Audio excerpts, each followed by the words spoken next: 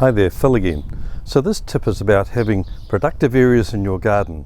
So even in the smallest garden, you can develop areas where you can have fruit, vegetables, herbs and such like, which adds a lot of pleasure to your life and also can make you feel more self-sufficient. In my garden here, as you can see, I have this orange tree in an ornamental area and also a lemon tree right there. So I do actually have quite a lot of fruit and also vegetables in my ornamental areas. In my patio, I have some herbs growing in my Mediterranean style courtyard. Even though I have quite a large fruit and vegetable area in my garden, I also have productive areas in other areas. And I'm going to show you a range of ways that you can do that in your garden, showing ways that I do it myself or in ways that I could easily adapt to grow a range of perhaps smaller vegetables and berries. So let's get stuck into it.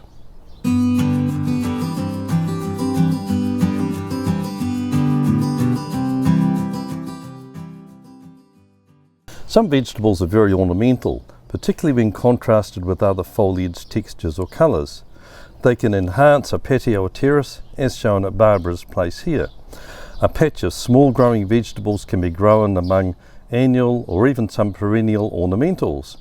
Examples are carrots, onions, many salad crops such as lettuce, mizuna, and leafy beets or chard.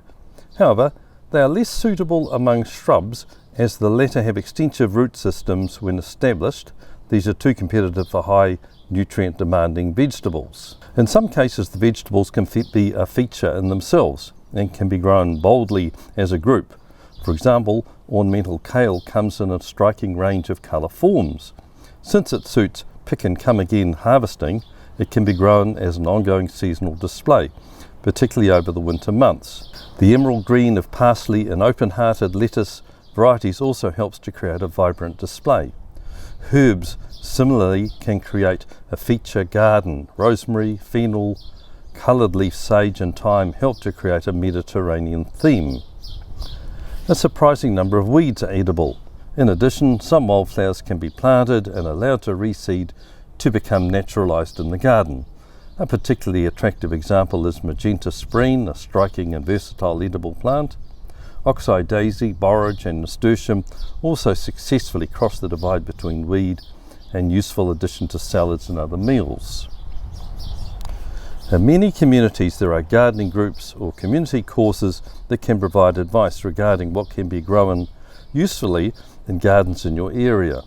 I volunteer for this local healthy food trust and I've hosted various groups to my garden over the years, and classes have been held here too. There will be plenty of experienced gardeners locally who can give advice. A range of fruits can be grown as specimen plants, creating the structure and ambience that adds to the attractiveness of the ornamental parts of your garden. If citrus grows successfully in your area, they are ideal as avenue plants or grown in large pots. Their shiny bright leaves, scented flowers and ornamental fruit are consistent with various garden styles such as Japanese, Mediterranean or Californian. Dwarf pillar or espaliered apples and pears catch the eye of garden visitors while taking up little room. Blueberries, guavas or bay trees can replace ornamental shrubs in a similar way. Shaded parts of the garden can be quite limiting since fruit trees and most vegetables need high light to be productive.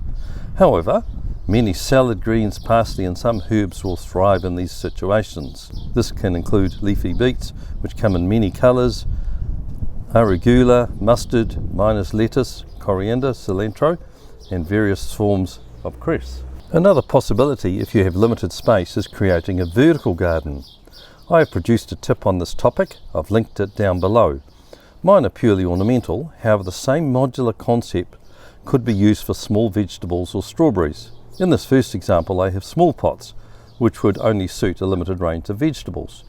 You can see how I simply clip the pots on by cutting 2 notches from the back of the pot.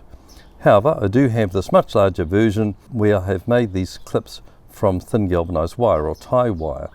This would suit larger vegetables such as sweet peppers or trailing tomatoes. You will see in my video on vertical gardens that I designed them to be modular so they could even be constructed in a rental home and easily moved when needed. Another possibility again is hanging baskets. These ones at Jenny Oakley's property include parsley. Hers are hung from a tree, however a pergola or veranda would work fine. So I hope you found this tip worthwhile. Just a reminder to like this tip and also subscribe if you haven't done so. And also, if you think other people would be interested in my channel, share this with them. This helps my channel to grow. And of course, thanks very much for watching this through to the end.